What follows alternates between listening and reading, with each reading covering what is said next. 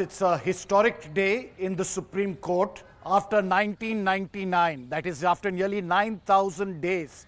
The Supreme Court has finally given its verdict in a majority judgment. Unlike previous times, this is a majority judgment of 8-1.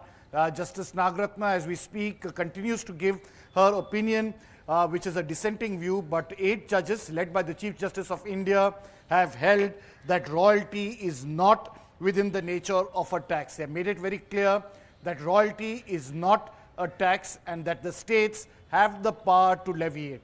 This is a big victory for mineral resource states like Jharkhand, Orissa, Chhattisgarh, and that list continues.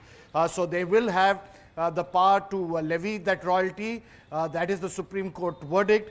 They've also said that the union does not have the power of taxation on this.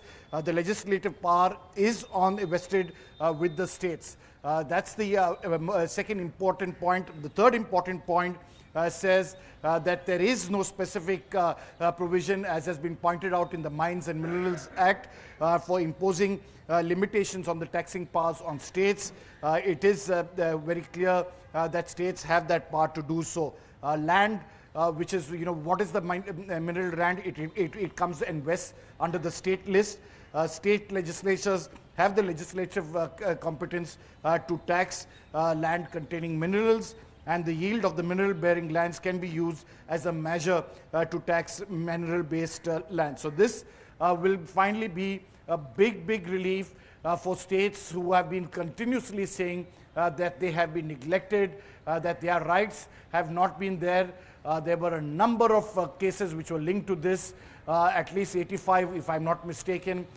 This will now give a finality when a 9-judge bench in a majority verdict, 8 judges to 1, have held very categorically that the states have the power under the Minerals Act. Royalty is not a tax, and most importantly, that the legislature has the power to decide, and the land comes under the jurisdiction of the state to decide on this important aspect. This, of course, after the Union of India had argued against this, led by the Attorney General as well as the Solicitor General.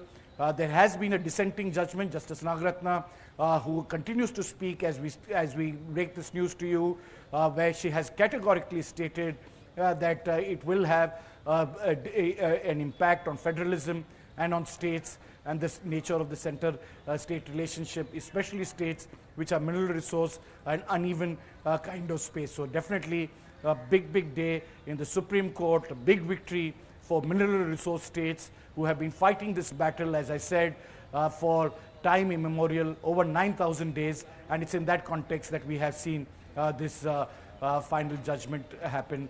And it is very rare that you see a 9-judge bench give a judgment, and in that 8 judges all concurring, saying that it is with the state which has a power and won. The interesting anecdote for our viewers is that some had alleged that royalty is not a tax, is that the cess of royalty, there was a typographical error, and that's led to this whole controversy. That has now been made clear that it wasn't a typographical error, and this is very categorical that royalty is not a tax.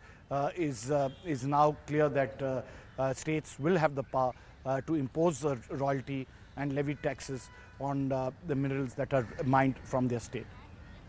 But Sunil, the mining companies that have been arguing in the case claim that this is a rule that has to be decided by the center, as they say that states cannot impose tax on mineral rights, as this relates to mineral development, on which any law that is to be framed is exclusively reserved for the center. What will be the next move of the mining companies after this judgment? They will have to abide by the Supreme Court judgment. This is a 9-judge bench.